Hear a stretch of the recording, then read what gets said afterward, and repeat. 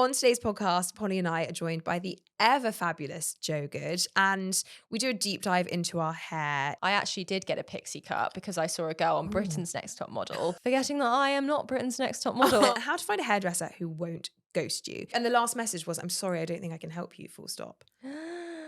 We also talk selling feet on OnlyFans. I've got a bunion. I wondered whether that could be my pension. I think there's a kink for that. The new political movie that is a little bit controversial. Did you have any empathy with Trump? No, I don't think it tries to make you empathetic. And the celebrity moment this week that got men thinking. And Saoirse Ronan just goes, yeah, well, that's what women have to think about every day. And the whole it just goes silent. Yeah. It's a goodie. Please do subscribe if you haven't already and enjoy.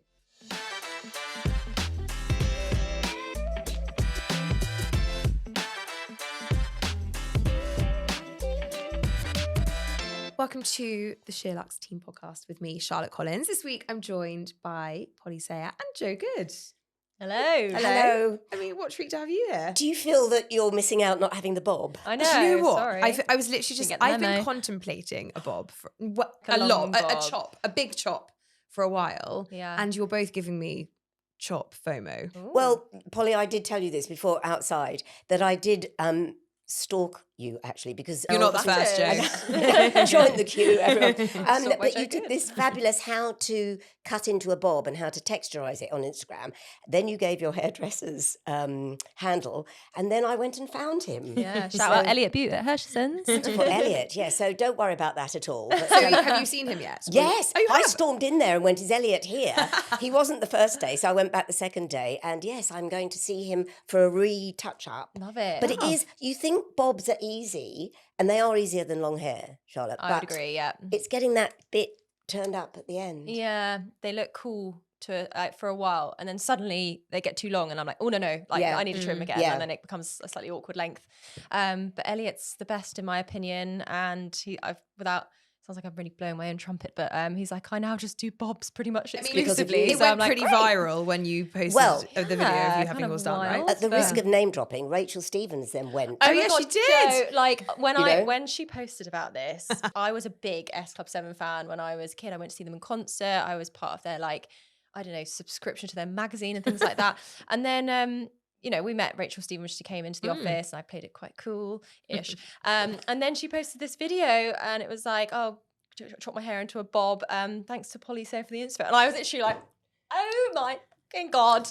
I still have that a bit over the fact that she even follows me on Instagram. Like there is an 8-year-old in me who just dies at that fact. And isn't she so accessible as well, isn't she? I love her. And short. Really short. She's a fellow small she girl. is. Yeah. Yes. But you're a legend, Polly. We're all following in your footsteps. I just think everything looks cool. Like I'm starting to feel a bit like my hair is making me look a bit like dowdy. No, I disagree. No. I know what you mean, but your hair is so gorgeous and long. Like really, really long hair, I think is just like, I'm so envious of it. Like the only reason I have a bob is because my hair doesn't really grow beyond about here. And I agree.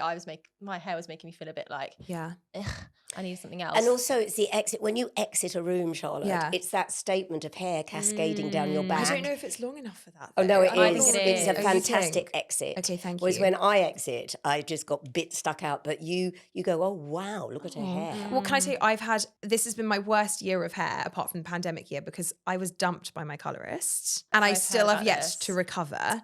So I used to see somebody who was independent and basically tried to book in like April, and she basically just wouldn't book me in. So I still don't know what happened. Does she know who you are? I'm honestly genuinely wild. I'm a really nice client. We're going to rename this podcast My Colorist Ghosted Me. Literally, shooting yourself in the foot. I think I've sent her quite a lot of business. Anyway, and the last message was, I'm sorry, I don't think I can help you, full stop.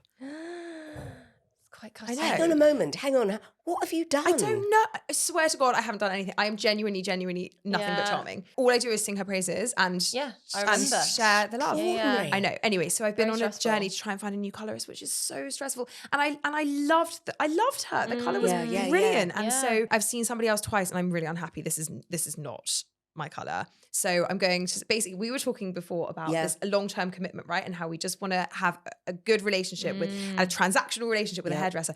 And I've been going to a girl for blow dries for a while who's quite local to me, but she's Aussie and she's here for 2 years. And she keeps being like, let me do it. And I'm like, no, because you will leave. I don't want I don't want a 2-year colorist. I want a life. I was here for life. Yes. I feel very betrayed. Oh my gosh. I mean, and we were talking earlier about, no such thing as a free lunch, transactional, pay for it. Yeah. But also, it takes so long. You get to know your colorist because you're sitting there for 3 hours. And this is why I can't believe I was there for 4 hours and it's really quite dark. So I won't say where I went. They didn't get it quite just right. Just not quite it was just too dark. It's so hard to find someone who just gets what you want, gets your vision.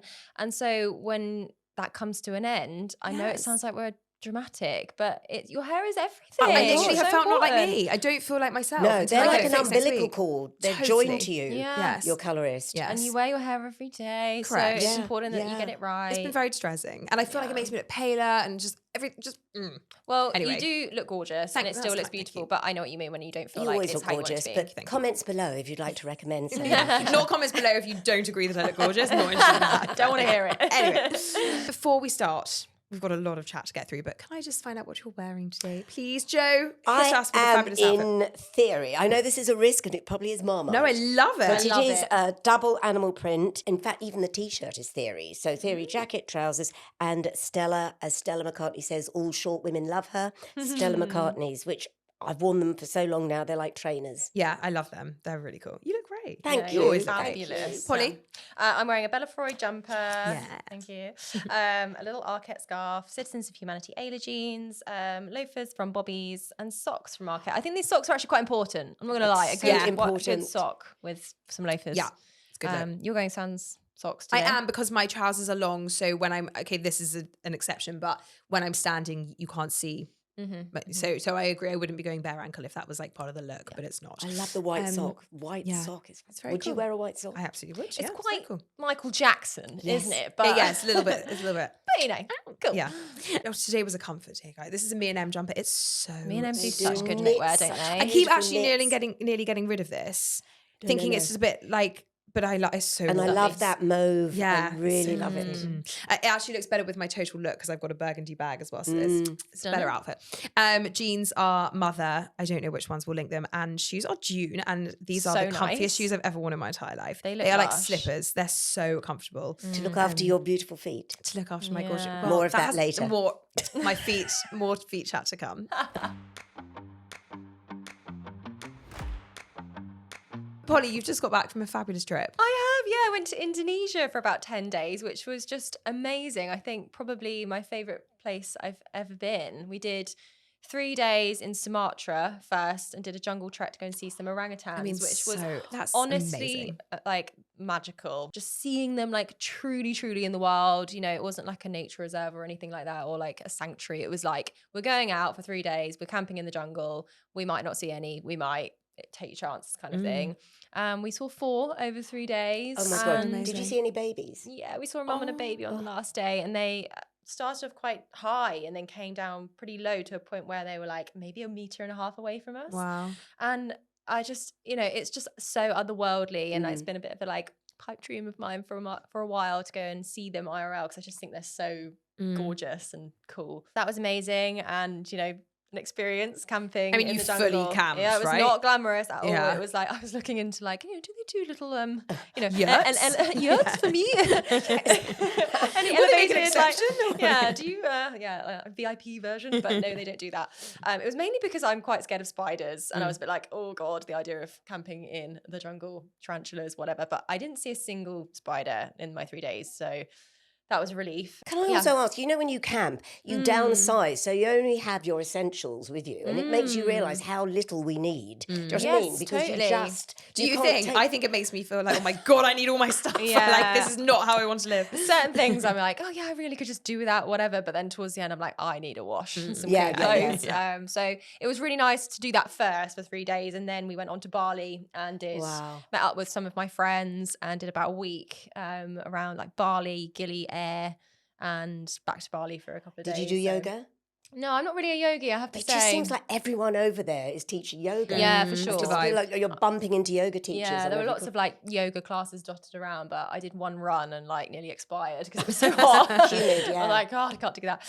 But it was amazing, like so beautiful, so cheap, which is hard to find these days. That's what everyone says, And I think it's just, you know, you get such great value and, you know, the people are just wonderful. They can't do enough for you. And any recommendations for anyone who wants to do that trip? I think my favourite place that we went was Gili Air, which is a little island off Bali, which is about a 2.5, 3 hour boat ride away. It's just kind of a bit of everything that you want, like paradise beaches and like lovely food, lovely restaurants, really nice cocktail bars and things, but quiet enough, but you know, enough to do. We went to we stayed in a little hotel called Sunny Rose, which is quite new. Well, it's newly renovated anyway. Really recommend that to stay there.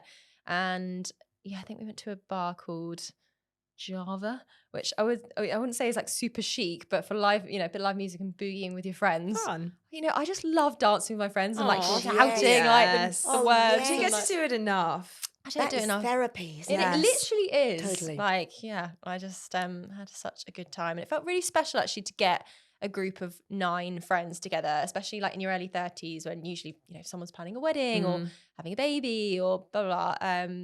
And we managed to get it out of the group chat. Yeah, so lucky. It was very cool. Yeah, I feel very lucky and very sad to be home, to be honest. Oh. I can't imagine it's going to to be a while till you're off somewhere else. Fabulous. No, actually, it's not that long. Exactly. Book the next one. That's my rule. Joe, what's going on with you? What's news? Work, gosh, loads of work. But I am next week going back to Malta to somewhere that I discovered through SheerLuxe, Amchara, which is a detox retreat on Gozo, which I'd never. Have you been to Gozo? No, Either of you? no. So it's and I went because I met Sadie Frost on SheerLuxe, and she's an ambassador there, and invited me over. And then she's holding another yoga retreat next week. I think it's her and her sister that do it. And I've never been to Malta. Well, that was the first time I'd been to Malta, but this time of year. So I have no idea what it's going to be like. I suppose it won't be hot, but it won't be Quite cold. nice, I would have Oh, thought. hopefully. yeah. It's a bit nicer than here. It has to be nicer than here. Mind you, at the moment, it's okay. So yeah, I'm off to do that next week, which will be great. Because we were all talking like we're not sleeping at the moment. And I think my brain is just going like this.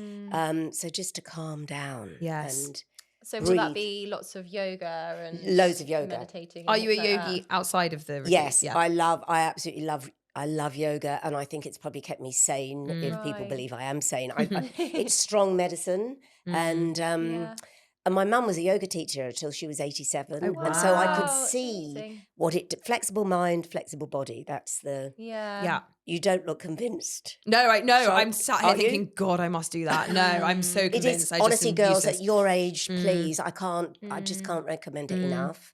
So that's what I'm doing next week. So looking forward to it. You had a great experience the first time you went. Yes. The first time I went with Paula Sutton, Hill House Vintage. Which, by the way, can we say you were hosting a gold show, and Sadie and Paula were the two guests. Sorry, I love them. And they were on holiday together. Yeah, we're all mates now. In fact, love it. Paula Sutton, I'd never really met her before I came here, and we've spent most of the summer together. That's just heaven. I We love ended it. up going to Provence together. I mean, it was just you? yes. Oh my God, how I know, lush. So amazing. cute. You see, you bring people together. You do. SheerLuxe. Can I just tell you really quickly about my trip to New York? Yes. Oh, Sorry. what? I didn't even know you'd been. When was You were this? stalking me hard enough. You were too busy stalking Polly. I was in New York week before last for an holiday for a few days. Gosh. And just the weather, just going back to the glorious weather. I don't wish to complain about London. I actually really do love London at this time of year. And we're about to go into the best part of living in London. But I was there for 6 days and I didn't see one cloud. It was just, and we had every temperature. It was 25 degrees some days and like 12 others, but consistently bright blue skies. And it was just, oh my gosh. I remember you saying you were a bit stressed about what to pack because of the weather situation. So what did you? I just went for layers. And I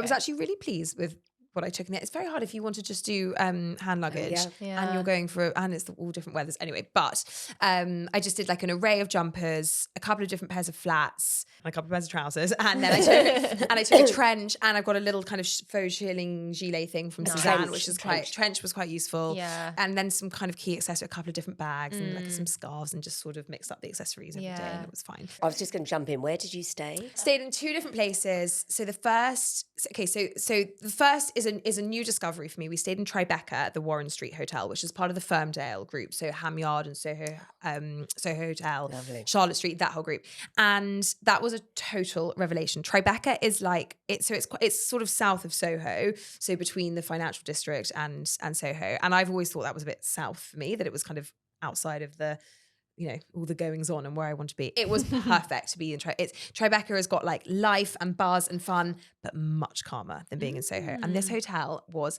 I actually think if I could stay anywhere again ever in New York, that really? Is where I would pick. Oh my God. Do you know what? Because what their interiors, it's Kit Kemp who does all those hotels, and the interiors are so colourful and so beautiful. And so it felt like staying in an apartment rather than staying in a hotel room. See, that's hospitality. They just get it right. It had the opposite of soulless. So like it had soul in that, and they've got these gorgeous, they've also have the Crosby Street Hotel in Soho, and where Trini always stays.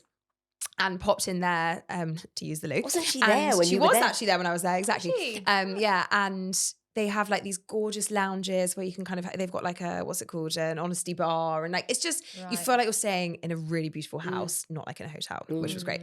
Then for something a bit different, we stayed at a hotel called The Manor, which is a new hotel in Soho. It's owned by the Standard Group and is like the coolest interiors ever. It's because it's the Standard Group and it's Ian Schrager. It's got real kind of 70s New York glam vibes to it. Really, the location is amazing.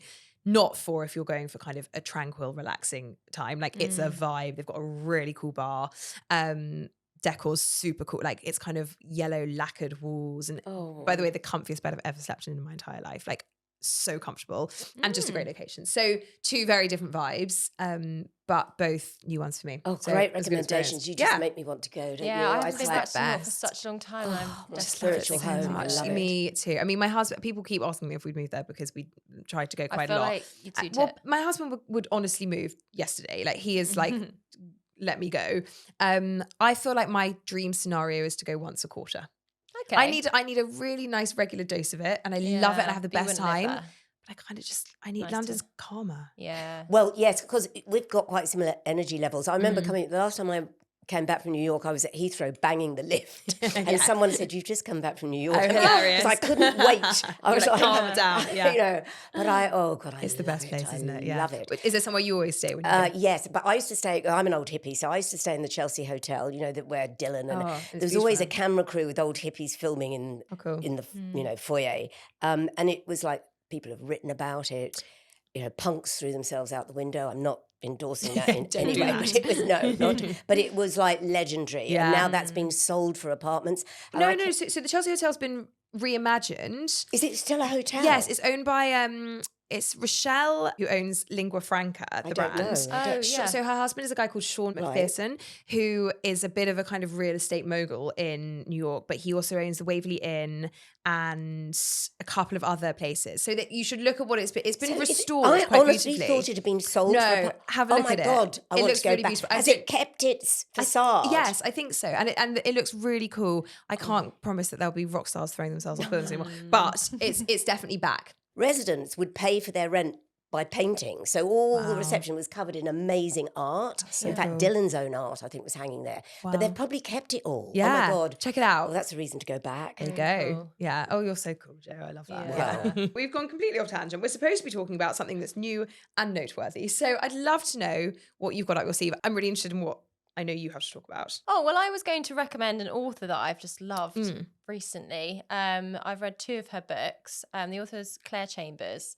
And for any die-hard SheerLuxe podcast fans, Heather and Sherry both recommended Shy Creatures, which I then went off and read and absolutely adored. And I just love when you get onto a writer whose style that you just like really latch onto. It's so easy to read, but it has some like substance, and really raced through Shy Creatures and then went on to read Small Pleasures. I've really loved them both, and I don't know, I kind of want more from her. Like, she had a big gap, I think, between I think when Small Pleasures came out, that was her first book in like 10 years or something. First novel in 10 years anyway. Love them. I love her. Isn't it annoying when you have an author and they stop writing, or there's a gap and you think, come on, please give me more. Yes. Give me more. Where are they set? So they are set in London in the 1950s. I'm sold. I'm sold. Yeah, I like to be able to know where they're talking about. Yeah, exactly. So both are kind of southeast London as well, Wonderful. which is where I lived until fairly recently. So there's a bit of like nostalgia there for me. And I think also reading a book that was both books set in that kind of era, I find kind of, I know it's a very different time, different values, different morals, different everything. You know, they don't have phones and all sorts of other things.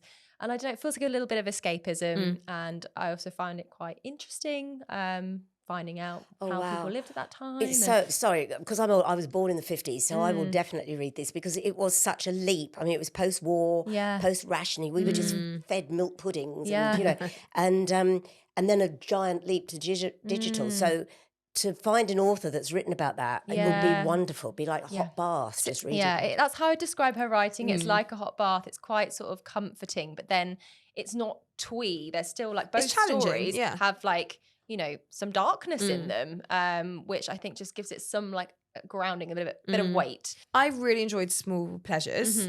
Like 4 years ago, I think I read that and really enjoyed it. I'm currently reading Shy Creatures and struggling through it slightly. Oh, really? Oh my God. So it's about an art therapist or she's an art teacher in a psychiatric unit. A psychiatric unit, and she's having, it's not a spoiler to say, she's having an affair with one of the leading doctors there. One day they happen upon a kind of strange scenario in which a guy in his 30s and his elderly aunt are discovered having never left the home. They know that she's living there. Like, she's known to the neighbours, but they didn't know he was there. Yes. He's kind of mute and living like a recluse, you know, very long hair, very long beard. Has basically never left the house in however many years. And so they're trying to piece together the story of this family and what happened. When you tell a storyline like that, I bet some of that's based on fact. Well, it is, I think. Is it? Is that right? It is based. I think she sort of found a story or something in a newspaper and has kind of like fleshed out stories based on those. And it's fascinating. And are both of them set in the 50s? Yes. Yes. Yeah, I can't quite put my finger on it. On what I'm not loving about it. I don't know. It's so interesting, isn't it? How, like, you know, some people can feel so differently. Yeah, sure. I'm not, totally. It may well be that when I finish it, I'm like, oh, actually, that was brilliant. Yeah, but I'm just not, I haven't uncovered enough yet to be really gripped. I had a similar thing this weekend where, like, my mum, like, had read a book that I had recommended and said that it was just, like, one of the best books I've ever read. I hate when that happens. And then she was just like, she wasn't like, you know, dismissive, but she was like, I really liked it. And I was just like, how did you not love it? Like, it was amazing. But I'm finding a bit with my mum at the moment, actually. I don't know if you'll notice this. And Jo, you relate to so much of what we do and what we do. But my mum's just suddenly in the last year hit a point where, she was the first to say, she's the first to say, actually, maybe what speaks to you isn't speaking to me. That she's sort of out of that phase of, obviously she's quite far out of my phase of her life. She's not in her 30s, but she, you know, she's like moving into a new bracket of culture almost, where different things are speaking to her. That's so interesting, isn't it? Because with your generation, there is no generation gap, you know. I just think it's going back to the 50s, it was such a generation gap. But I just think you and your mum will just be you and your mum, like mates. So it's interesting if there are different cultural references. I suppose there will be, won't there? At some point. But you're so engaged with, you know, because you're so online, perhaps. You're so good at social media and YouTube, and like perhaps it keeps you slightly. It makes you feel like that more than others who. And she probably feels I don't need to go there. Well, she sort of dips in every. Bless her. She'll sort of send me like she'll sort of dip in once every 3 days and send me memes. Yes, and I'm like, I've seen this. Yes, I've seen that already. But perhaps it's because you're more engaged because of your job and your career. And, but that's not healthy. I mean, I'm the first to admit that it's not healthy. But perhaps it keeps you. But it's interesting, you know, my mum, God rest her soul, she used to cut out bits of the local paper, the West Sussex County Times, and send it in an envelope with a stamp. To you. And it would be something that someone had done in the news, and she, you know, that would have taken in those days like weeks, days to get to me. And like you, I would have read it, you know, but it was kind of like reading those books. It made you sort of I don't know, not nostalgic because I wasn't alive then, but like, you know, like it's a simpler time, So and like, you know, simpler. people send each other letters, and then if you needed to speak to someone, you'd pop in and speak to someone in person, and like you kind of had to uphold your meetings with people. You couldn't flake and cancel at the last minute because otherwise, you know, you can't call them up maybe necessarily as easily. And I think, you know, it's I do obviously like technological progression, but it was a kind nice, of long for that. Honestly, and Polly, you know, people would call each other up on the landline to have a conversation. Well, we were still of a landline generation. Just it's like we very much like I can still remember my landline number off by heart. Yeah. And still, you know, we still had to do the dial-up internet. And so I remember dial-up. We're probably the last. Yeah, you are. Yeah, I remember like some days the dial-up just didn't work, and that'd be like, oh, no internet for today then. Yeah, which seems wild to me delightful, now, doesn't it? But yeah, I remember babysitting for a kid like a few years ago, and just showing them like an encyclopedia or whatever, and then we were talking about like Google and whatever, and I was like, oh, when I was younger, like we didn't have Google. And she was like, well, how did you look anything up? And she was like, well, what we're doing now, we look in an encyclopedia. But like she just could not fathom that, you know, there was a time where you couldn't just instantly like look up something. A bookcase. Yeah, every piece of knowledge there ever is to crazy, know. really, isn't it? Yeah. Jo, anything to recommend? Anything you've been watching, reading? Well, I don't know whether you've had her on the show. I should know because I do watch every week. But Ruth Crilly, you must know Ruth Crilly. Yes, of course. Yes. So she has written her. Have you discussed this? No, haven't discussed it. No, I think it was in the Times. She did a thing. I think it was for Style a few weeks ago. She sort of gave a little flavour of what it was like. It sounds brilliant. Yes, I did. I actually did a Q&A with her in the Marylebone Hotel because she's a mate, and you would love this because you modelled, didn't you? No, I didn't. Did you know? You must very have worked. Well, that you think should so. have. You damn well should have done. Well, then you'd find this refreshing because she was a model during the noughties. She was known as the model with the gap in the teeth, and there was her and Mick Jagger's daughter. Who's her? Mick Jagger? Georgia. Yes, who's also got a gap in the teeth. So, you know, she was told get rid of the gap, and she never planned on being a supermodel. She applied in Topshop those days with a Polaroid that got stuck in the box in the flap to applying to be a model. So she didn't hear for weeks, and then they approached her, and then the journey starts. And she writes like a dream because she is so self-deprecating. Do you remember she did, I think it was for a perfume with Sophie Dahl and Jude Law, where she was sitting naked with Sophie Dahl on Jude Law. Probably Ruth is going to say, Jo, you got that totally. But it was. Well, I like the story. Let's go with it. Yeah. But it was a very memorable campaign, and you know, she said it was a great campaign, but her partner at the time was not impressed. You know, she was texting him going, oh, you know, I'm naked on Jude Law, and she would text him to try and make him feel included and better. And she went, it just did not work at all. But great read, really good read, and lovely pictures in there as well. I've got the copy, but there's great pictures of her modelling. Love that. This has like sparked a core memory of watching America's Next Top Model. But I suppose they had a slightly better treatment being on ANTM. But I don't know if they did though. So I sometimes watch some of the old like makeovers on TikTok, and they were quite sadistic. Oh yeah, no. I think Tyra's been like subsequently cancelled around quite a lot of that. Yeah, because they'd be like, we're cutting your hair and making it green, and they'd be like, I don't want to, and they're like, shut up, you're a terrible model. Like it was quite aggressive, and like clearly just doing it for you know, for views and stuff. Like, you know, they'd say, I'll be happy with anything as long as I don't get a pixie cut. And then they give him a pixie cut because it's good views. I actually did get a pixie cut because I saw a girl on Britain's Next Top Model, and forgetting that I am not Britain's Next Top Model. And then I was about 14, probably had a bit of puppy fat and like didn't have quite the bone structure to pull it off. And I got it cut at home.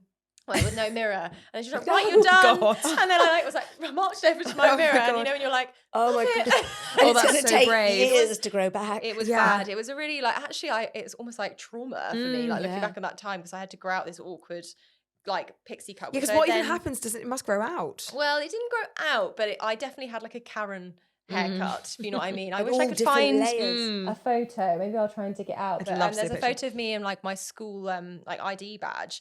And I've shown it to a few of my friends. They're like, why do you look like 55 in that photo? And like, you look older than you do now. Yeah. Anyway, I'll try and find that photo another time. I saw on Saturday night The Apprentice, which is the Donald Trump film. So this is the movie in which Sebastian Stan is playing Donald Trump, and Jeremy Strong, who played Kendall Roy in Succession, is playing a guy called Roy. It's very hard to say his name with an English accent. It's Cohen. It's Cohen, but without the E. So it's like Cone. Let's do that. This film has been quite controversial. It's because this kind of the liberal elite, who tend to be quite anti Donald Trump, obviously have been quite anti the idea that there might be any piece of art that kind of glorifies him in any way. And, you know, I'm very happy to make it known that I have absolutely zero sympathies with Donald Trump's political anything. First of all, it doesn't stop it being a really, really interesting film, and B, there is absolutely no generosity given to him in this movie. It is not a kind of generous portrayal one bit of either him or this guy, Roy Cohn. So he was a lawyer in New York in the 70s, and a real kind of nasty piece of work, kind of criminal, almost gangstery, who kind of had every single, you know, politician and public player in his pocket through blackmail and bribery and all sorts. And so was incredibly powerful. And as the story goes in the film, he sort of happens upon this very naive, very nervous young Donald Trump and makes him his protege. And you can see throughout the film and throughout Donald Trump's kind of increasing success, how he has modeled himself effectively on this guy, Roy. Yeah, totally. And they're quite clever. They sort of drip feed, kind of particularly in the latter years, things that now feel you know, very kind of synonymous with Donald Trump and the way he speaks. And you can kind of see this character that we now know today emerge throughout the course of this film, which takes, I think it's about a 20-year span, maybe a little less, maybe 15 years. There are several reasons to go and see it. One is, I think for any historical figure, and, you know, this man is a pretty significant historical political figure right now, it's interesting and important to get some sort of context. And it made me think, actually, I would really appreciate that about many other political figures. Right. And I don't think there's anyone who I wouldn't be prepared to sit through, as long as it's not trying to kind of glorify them or cast them in a more positive light. And as long as it's trying to be kind of give factual context, I think I'd kind of want that for any character.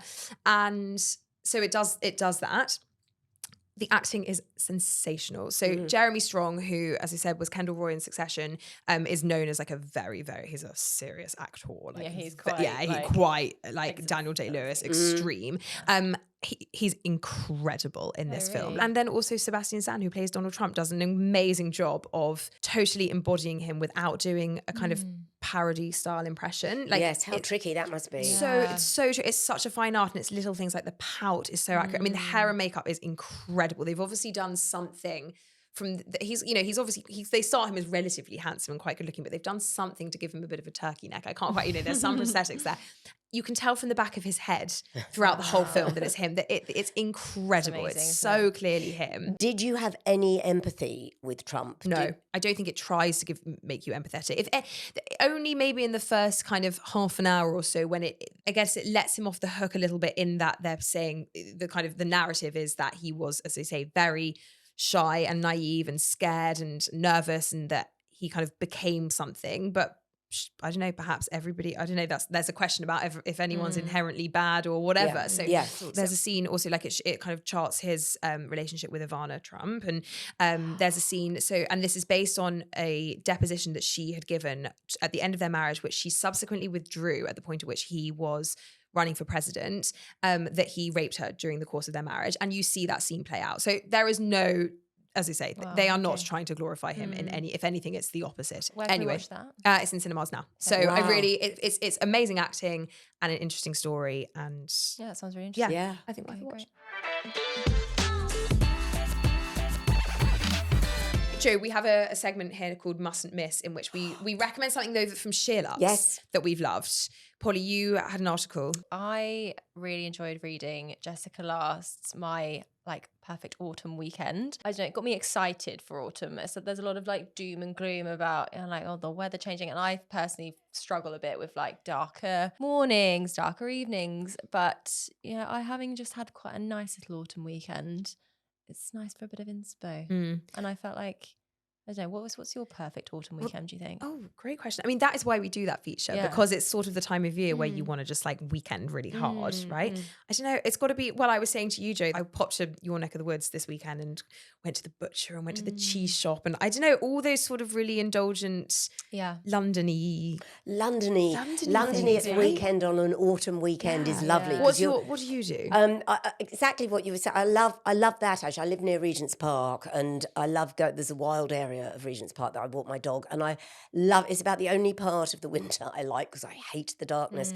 But somebody said today, we should learn from the leaves falling off the trees because it's rebirth, and we can rebirth, so to speak, start again. So I try to look at it like that. I mean, I know loads of you out there in the country will say the country walk. So I love the cities. Yeah, I'm the same as you. I love the cities. I love a walk in a park where I can see the buildings. Exactly. As long as I can still see, and there's BC a cappuccino Tower, just round there. Exactly, I'm calm. But absolutely, too much countryside stresses me out, panics me. Bit of both, I think, for me. Like I did escape to the country, but then I feel like totally agree. Like being able to like potter around London. I think that's what's so good about autumn is like in the summer you feel like this pressure to be outside and doing like really seizing everything. Whereas like I think because it's a bit colder and a bit darker, you don't feel quite so like guilty about just doing little things at home, just doing your reading and staying indoors. I feel like I'm quite a bit of a homebody, and then you just don't feel like the guilt of just being like,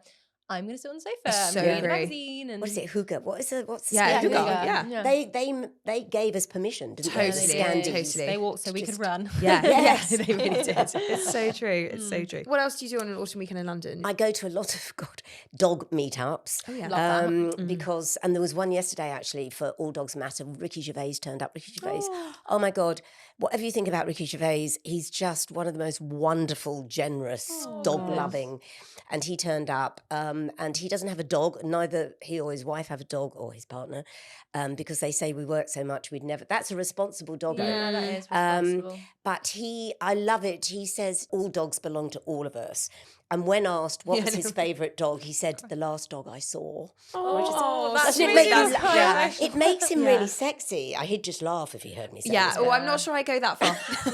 But each to their own. There is something nice about a man who's like kind to dogs. Absolutely. And, you like, trust a man walking a dog, famous last words, but you do, don't you? Yeah, you do. So nice doggy things. I like dog walks and dog meetups. Yeah. What dog have you got? I've got an English bulldog, a British bulldog called Myrtle, and she's like a big footstool. Proper longest. Yeah, she is. But she just is very amusing and just makes me happy. You know? Yeah, we've all got dogs. We do. This is a dog crew. The effect on my life, it's just, I don't know. He just makes What breed have you got? I've got a little pug.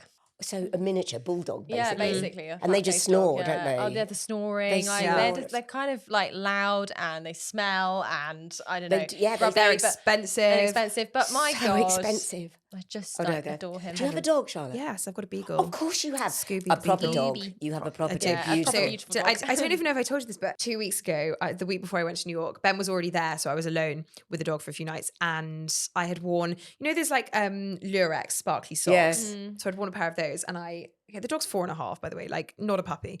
And I came upstairs and I just saw like a tiny strand of one of those socks, and I was like, no, surely not. Anyway, and I was umming and ahhing, do I take him to the vet? And I was like, I'm not having this on me. Like Ben was away. This is my problem. I'm not having him just collapse because I didn't take him. Anyway, 10 p.m. we go to the emergency vet. He chewed one and he swallowed the other one whole. Oh my God. He swallowed both socks. He swallowed it whole. The little fucker. 178 quid to make me throw up 2 socks. I know. Let alone the price of the socks. The price. He's done it once before when he was a puppy, and that time they offered me the socks back, and I was like, I'm good. I'll buy new socks. You can keep those. So hang on, did they X-ray him to see the socks? No, they make him. It was within 3 hours, so they made him sick, and both socks came. They came. Why does he want to eat a sock? Like, the dog psychologist will say because Ben's away and he wanted to be close to you, it's the smell of your feet. Truly, that's what they would say. Sorry, I know. And that makes me so sad. But he wanted to be really close to you. Oh, Scooby. Thank you. Autumn weekend inspo. Jo, I'm putting you on the spot, but is there anything that you've seen on SheerLuxe recently that you've enjoyed? Can you pass my show and tell? I've actually brought it in. Now, this sounds like I'm flattering you lot, and I am flattering you, but once a month I'm the stylist on This Morning. Woo! Which, by the way, New gig. New Huge gig. congratulations. And I can't say it wasn't without, I'm sure they watched a lot of what I do on SheerLuxe. Well, I know they do for a start. But anyway, they, you've done it, haven't you, Polly? Have you not been? I'm sure, well, you will do, I'm sure. But You're, anyway. you're giving Polly all kinds of promotions today.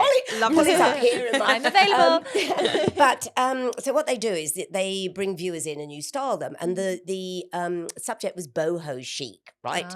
And so we'd gone through what all the viewers were going to wear. And then they said, what are you going to wear, Joe? And I was like, oh my God, because it was based on, as you girls know, Chloe's catwalk, which was a lot of wonderful flounces and frills in crepe and everything else. And I thought, I really, really want one of those, but I want it to look good. I don't want it to be floppy and cheap and everything else. And this is when synchronicity, it's the weirdest thing. Your, what do you call it, buy of the day was this.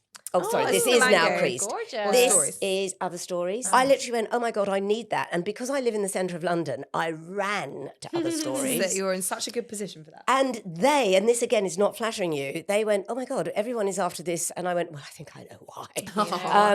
And they'd sold out. They literally sold out, but they had this in small. This is small, actually, as well. Oh, right, it's quite oversized. And I wore it, and there might be a picture of me on this morning with this for boho chic. Buy of the day. Do you do that every day? Silly Every question. day. Yeah. Every day. Well, there you are then. Stories. It helped me. Love that. A little pause to say, if you don't already subscribe to the podcast and you're enjoying what you're hearing so far, please do go and press that subscribe button wherever you get your podcast. It really, really helps us out. So go and let us know. Favorite celebrity moment of the week, Polly. I'm so with you on yours. This is so good. I'm intrigued to see if you've seen this, Joe. So there was, I believe, was it a competition of Timothée Chalamet lookalikes? So they gathered, lots and lots of Timothée Chalamet lookalikes, and Timothée Chalamet himself turned up to his own lookalike competition, which I just think is it's just this carnage event of like, it was in the streets of New York. There were hundreds of people who looked a bit like him. And then he was walking through in a mask and then just revealed himself to be there. And then someone got arrested because it all got really rowdy. No. Hang on, there's so many things here. New York, this is why we love New York. Correct. Could this happen in London? Never. How much do we love him? I mean, that is like, because he had two choices there, didn't he? Yeah. He could have just walk on by. Or just, how... Would you walk into your own lookalike convention? I'd be nervous that it seemed a little bit arrogant, but I don't read it like that from him. No, it's just funny. It's just jokes. Oh my God. Brilliant. Absolutely. I feel like that's one of those things that maybe men can get away with more than women. We've got to kind of, we'd take a more sexist view of that. And Trini should do it. And what would Trini do? Yeah, I feel like I should get little band that says what would you seriously? So like just rogue to Timothée Chalamet moment. Joe, have you seen the trailer for him as Bob Dylan? No. Oh my God. How do you feel about that? Because it's him, I trust him. I mean, Dylan, going back to me being an old hippie, it's like even if I mention Dylan, I want to cry because it's such poignant moments in my life. Huge responsibility. Huge responsibility. But also Dylan was, Girl from the North Country. I don't know if you saw it. I haven't seen it, but I'm familiar with it. God. So it started at the Old Vic. All of us kept turning up because Dylan was supposed to have been there, whether he was. I mean, I know the guy in the lighting box at the Old Vic, and he said, oh yeah, he came, sat in the back row. And I thought, would Dylan, he probably would avoid. You'd be intrigued, surely. Yeah, oh my God. Oh God, absolutely. Because it had rave reviews. I would definitely watch it. I just think it's such a responsibility, isn't it? Yeah. I feel like that there's been a good track record. I keep thinking of Rami Malek and Bohemian Rhapsody and how amazing that was. And I feel like there's the right teams are around people now. They have the right vocal coaches and the right that they know it's a responsibility and they don't get it wrong. Vocal coaches, you're so right. Fingers crossed. Okay, thanks. That is a good one. Any celeb moments from you, Joe? So Lily Allen apparently is on OnlyFans, and people will pay £8 to look at her feet. She's got nice feet, to be fair. Yes, they will pay. And she said she's earned more from her feet than from Spotify.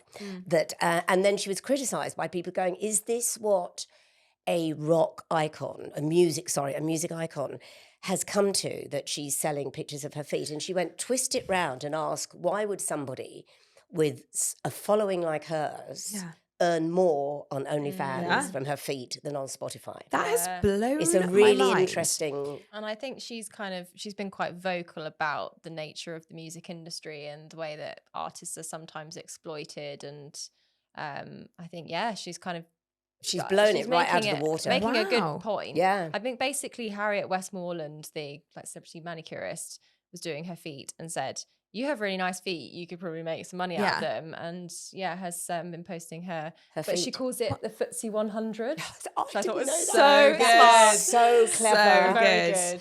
I'm going to put it out there. This has crossed my mind. I've not done it, but I too have very pretty feet. Like, I'm like, there's a lot I could criticize about my body, but I have lovely feet. But I said this to somebody the other day, and they said that what does better on OnlyFans than very pretty feet are slightly wrong feet. Feet with a slight quirk, apparently. Bit of an edge. I've got a bunion. I wonondered whether that could be my pension. I think there's a kink for that. But you're the only person I've ever met, apart from Lily Allen, who says they have nice feet. No, my feet are genuinely really pretty. I've forgotten what your feet look like. They don't look that pretty right now. Not getting them out for free. No. Yeah, exactly. Yeah. You got to pay for that shit. Pay for these. I'll show you later. That is wild. I know, isn't it? Really interesting. Good for her. And why not? At the risk of name dropping, when I used to be an actress, I was in a comic strip movie called Eat the Rich, which her dad was in, Keith Allen. And it was one of the most amazing films because every day there'd be some celebrity turning up saying, can I be in this film? And they'd put everyone in it. I wasn't, I was just playing a part. But and he brought Lily in, and she used to be crawling around the floor in the dressing room. That's a cool story. And I just thought, oh my God, it was inevitable. You were going to be good. Yeah. You were going to be very bright, very switched on. Smart. She's so bright. She's so smart. Yeah. Her dad's smart, you know, and she learnt at his feet, basically. Yeah. Love that. Mm. Cool. Yeah, very cool. Did you guys see Saoirse Ronan on Graham Norton this weekend and this clip that's gone viral? Yes. Which is so, I mean, just kind of sums it all up, really, doesn't it? Men and women. If you haven't seen it, she is on an all-male, she's the only woman on an all-male couch. And Paul Mescal and Eddie Redmayne are talking about sort of kind of learning to beat people up, you know, training that they've had for various movies and kind of combat training. They're joking about how, you know, some of the tactics that you're taught are to kind of hit somebody with your phone, for example, and they're like, ha ha, you know, Paul Mescal says something like, ha ha, you know, how ridiculous is somebody's coming to attack you and you'd have to say kind of, pause, let me get my phone out so I can hurt you like this. So it's all kind of jovial. And Saoirse Ronan just goes, yeah, well, that's what women have to think about every day. And the whole it just goes silent. For a and second, she pulled it, she goes, am I right, ladies? And then the whole, and everyone applauded her. Yeah. But it's like, she totally summed up. What was so poignant about the moment was that the men had no idea what she was talking about. And they were the most kind of unthreatening group of men. Totally. Well, which just goes to show that even your male allies really just have no kind of understanding. Absolutely. Absolutely. And also for Graham Norton, who I adore, I think he's the best at what he does. But also he suddenly had no control. Do you know? It was like she took control. She took control and control of the audience. Yeah. And thank God they did what they did. Yes. Because that could have really compromised her if they'd just been silent. Well, it's the fact she was clever to sort of throw it back to them. Yeah. And because she was, it was this very split second awkward moment. But exactly as you say, it's the fact that none of them really knew how to, it sort of wasn't, they weren't awkward in their response, but they were just kind of completely oblivious. The rug pulled. Yeah. Totally. Yeah. I had a go at a man on the street the other day because I have a real bugbear about men walking too close to women when it's not necessary. And I say to the men in my life all the time, especially like my dad and my brother are both very tall. And I really emphasize them, like, please, if you are walking down the street where there's a woman, keep a respectable distance or cross the road. Like, it's just not that hard. And I think it's unfortunate for men who are completely, you know, innocent that they have to kind of go out of their way to do that. But it's kind of, I do think we need men to behave more like that to make us feel more safe on the streets. And twice it was daylight. I was walking to the tube in the morning. I was in couldn't kind of gather much pace. And he was the second man in a very short space of time to walk, like truly directly behind me. And we got to the corner and he was obviously trying to turn. So he came round me. And I understand, I don't like walking behind slow walkers either. No. But like, if you're a guy and you're in flats and you're just walk on the other side of the road or walk down the middle of the road. Anyway. And I tutted quite loudly and he turned around and I just sort of lost, even as and this hasn't happened to me ever before, but as I was speaking, I was thinking, oh my God, are you actually saying these words? Like it felt really out of character, but I just said, I'm so sick of men walking this closely behind me. I said, keep a respectable distance. And he just sort of, what did he say? He sort of went, I couldn't get past you. And I said, I know, but just have some respect. And anyway, we just sort of walked off. Honestly, Charlotte, it's so interesting you said this. I hate saying this. Most women who live in London will have been mugged at some point. And when I say mugged, have your handbag stolen. There's all levels, but it's mugging. And I was mugged years ago when I was coming home from the BBC. late at night, and I live around the corner from the BBC, so I used to love my walks in and my walk. I loved them, and now I only walk in because when I walk in, it's lighter. But I was walking in on Friday to do my show, and I was going down Wimpole Street, and there was no one around, and there was a guy. I didn't know it was a guy. I just heard footsteps behind me, and since I'd been mugged, I now very cleverly, I often walk down the centre of a road because I just think there's no one can dart in and out, and there's traffic going to come at me should any. But I wasn't. I was walking down the pavement, and this guy behind, it was a guy who said, as he was walking up, he went, "Please don't worry, I'm now going to overtake you." Oh, love that. And I just turned around and went, "Oh, thank you." Wow. And he'd obviously He knew you were nervous. had daughters or wives or someone and realised exactly. And it really, I just thought, God, what a courteous thing to do. Yeah. I wish Because it was, he felt the radar, you He know. knew you weren't feeling, I think that's a lovely thing to have happened, and you're Yeah. right. But again, it's like, why does it take men having a woman like their daughter or their wife that they care about for them to care about women's issues? You know, I saw Michelle Obama. She was on the campaign trail for Kamala Harris this weekend, and she made a similar speech, basically imploring men for exactly that, like to vote for Kamala Harris, saying, you know, if you have women in your life who you care about, like cast your vote for them because this other person could be hugely detrimental to them and their freedoms and their, you know, their rights. And it goes to the same point that we're sort of having to kind of really plead to men to look out for us and to help us. And even the most innocuous and sort of innocent men, we're still having to ask that of them. That's so cool that happened to you. I know. Yeah. It's so weird, isn't it? That. I mean, you just said that, but it was a tender moment. Yeah. Do you know what I mean? I just thought, so like aware, isn't it? And if only more of them were like that. Yeah, plead to the boys. We're going to do a bit of a dilemma now. Disclaimer, we're not experts. I mean, this dilemma is... God, we're not experts. I'm not. There's no like medical advice required in this one, but just, you know, for the record, don't sue us on our advice. We've had somebody write in and say that their wedding is coming up in a couple of months. A male friend is invited to their wedding, and at the point at which they sent out their invites, his partner of 6 years was also invited to the wedding. They have subsequently broken up. He's got a new girlfriend and would like to bring her to the wedding in the place of the partner. Discuss. This is so tricky, isn't it? Gosh, isn't it? You shouldn't expect that like that +1 place was just a given. Like if you're the guest, I think, you know, that girlfriend of 6 years was invited on the, you know, they knew her, they'd met her, and that was her place. And then if I were getting married and someone had broken up, I'd probably reallocate that place to someone who's, you know, maybe an evening guest if that's what you're doing, and then promote them. And to assume that you've just got that place for a new girlfriend of like 3 months or whatever, I don't know, a bit presumptuous. I have a friend that something similar happened to, but it doesn't quite apply in this case recently, where it was actually one of her best friends getting married, but they didn't really know him. He was a new boyfriend, and they said no. But the reason I think that in that case, perhaps they should have said yes, was because I think it's really hard if you've gone through, I don't know how old these people are, but if you've gone through, you know, we're mid-30s now, and you've been to kind of 8 years on the wedding circuit, and if you've been single for a really long time, you then just like, it's not that fun going to a wedding. You know, I've been to a wedding when Ben's not there, and like, it's, you know, when you're in a place of couples, and I think if you then are subsequently with someone, it's quite nice for your friends to kind of enjoy that for you or celebrate that for you. Equally, weddings are expensive. I don't know, Joe? Yeah, you see, oh my gosh, I've got a real thing about +1s because I'm no longer married. And I love being single, and I absolutely love going to events on my own. Only because this is the real cynic in me. Is I just watch everyone. I watch the couples, and I just think, I'll give that another year. You like to analyse. Do you know what I mean? And I just think I'm so glad I'm not watching my partner get drunk and coming on to someone or whatever. I love just sitting there on my own.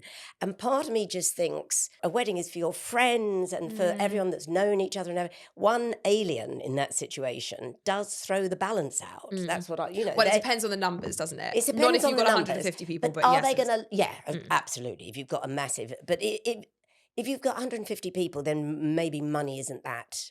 It doesn't bother you that much. If it's a small elite, you know, invite only wedding, I would have thought the guest who's no longer with the same partner would have enough, I don't know, sensitivity to say, look, I'll be there on my own and I'm going to love it, rather than bring someone who's new to the whole scene, because then everyone's got to, you've got to explain anecdotes. I just think it throws the whole thing out of balance. But I would say go to a wedding on your own anytime. Because you see it all play out. Yeah, I love that. Yeah. We had something, when we got married, we had somebody, a groomsman who had just got into a relationship with somebody who we hadn't met before the wedding, or they'd been together for maybe like 4 months, and we hadn't met her, but because they were a groomsman, we said, yes, okay. I don't think we would have extended the same courtesy to just a guest. It was because it was a close friend. So they are now divorced. So yeah, in the 5 years that we've been married, they have done their whole journey. that is complete. But it worked for them. Like it was, she was at the wedding. Yeah, she was great. That was much. As far as I'm concerned, yes, she was totally fine to have her at the wedding. But again, we didn't have a wedding for 20 people, so I think that probably would have been a different dynamic. Weddings are so. I mean, I saw a marriage almost end about who was going to sit on the top table because the ex-wife wanted to be sitting there with her son, and the present wife went, hold on a moment, she's not sitting next to us. And you think, no, but she has every right, it's her son. Yeah. And then it's so tricky. Yeah, I've had friends with divorced parents who found that dynamic my very God, difficult. what do you do in that situation? Really tricky. Well, I just think you do away with the traditional top table. We sat with our friends. Yeah. Way more fun. Yeah. No offense, love my parents. Did you? I think that is better, just to get in the swim of it all. Totally. I've got friends who've defaulted to a sweetheart table for political reasons. What's and I think what's a sweetheart? When it's just the two of you. Oh, no, guys, no, that's so lame. Sorry, no, actually, that is lame. Not lame. Yeah. But it's just like you've got the rest of your life to go on a date. And your they're wedding. just sitting there on their own. Yeah, I've had lots of friends who've done that, where it's too complicated with family, but then it's been seen as too non-traditional to sit with their friends. They just sit. Of course you do. You want to be getting drunk with your friends. Of course you do. And also it's that anticipation, sorry, not apprehension, anticipation of you've got the night together. Yeah. So go round and look at each other across the room, but you're not together. I think so too. You've got a honeymoon as well. Yes. A sweetheart table. Each to their own, no judgment. But I do think some judgment. A little bit of judgment. If you're stressed about what to do, don't feel the pressure to have a sweetheart table. Do what you want. Oh, this was so nice.